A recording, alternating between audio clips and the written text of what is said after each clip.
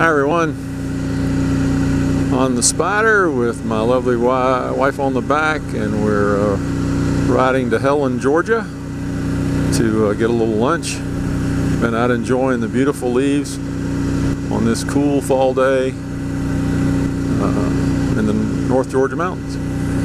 We left Suchess and are making the long loop around on the Six Gap Road to go into Helen, and we'll finish up on the other portion of it, ride back up into Suchess.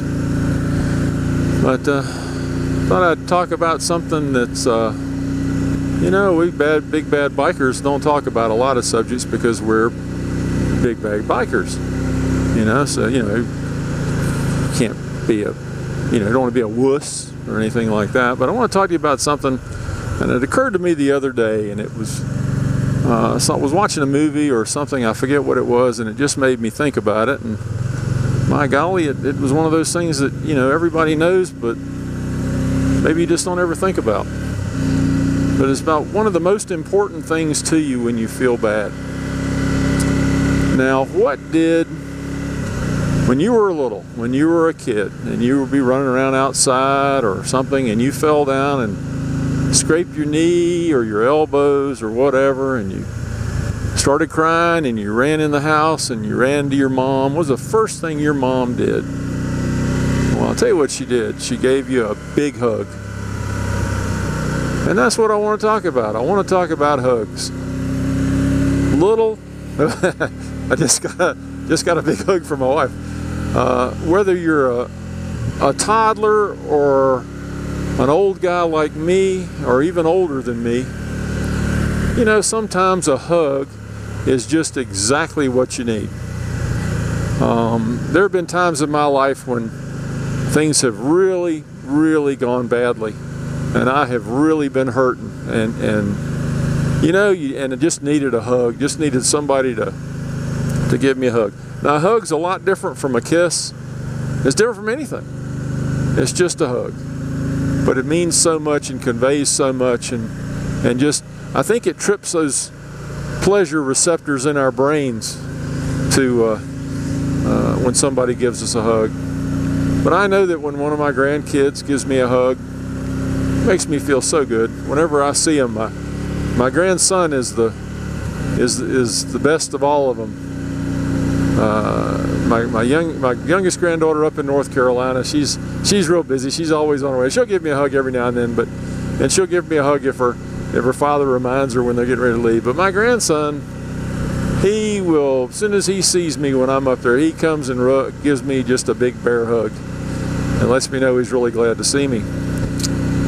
But and I pass that on, of course. I mean, I think it's something that's ingrained in human beings that we need that physical contact. We need that touch.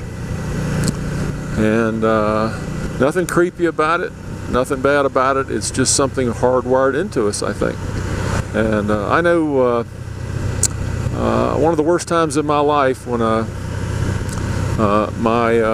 my first marriage of 25 years ended, and my father passed away from pancreatic cancer within a period of 3 months. And I was at my lowest I could possibly be.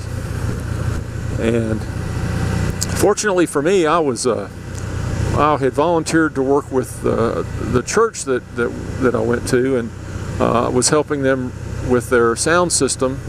I would operate the sound system for the praise band that would play for the first service, and one of the ladies that helped run the computer, which would put the words up on the screen so people could sing along, every Sunday when I would see her, she would give me a big hug. And it just, you know, it helped get me through the week. I look forward to that so much. And she's a good friend. I know her kids are the age of my kids. I've known her ever since I've been there at that church. And she just gave me a big hug. And there were others there that did, and they knew my plight, and they just come up and give me a big hug. Preacher would give me a hug. Everybody would. And it got me through the week. And but anyway, I'm sure all of you know what I'm talking about. Again, this is no big secret. If you're a human being, you like hugs, I guess.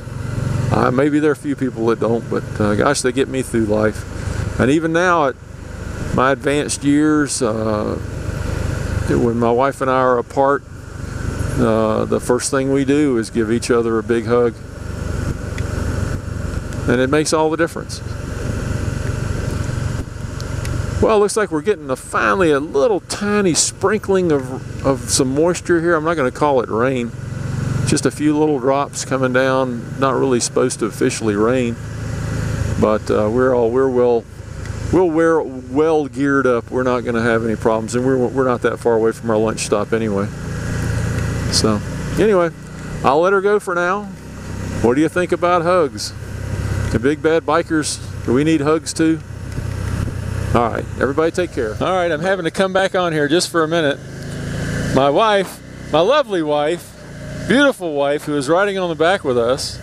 I mentioned that here I have rambled the whole time we've been up here. That I was a rambling man. She said yes, I was, and said she wanted me to shoot a really long one of these videos through here so that she could put it on as sort of a screensaver. Just put it on when people come over, and just let them. They could just watch it. And I said, well, I can tie them all together. And she said, yeah, I'll turn the sound off. And I'm going, what? And and so it's like she stuck me in the back with a knife just then. I told her these curvy roads, she better hold on to that knife with both hands. But can you believe it?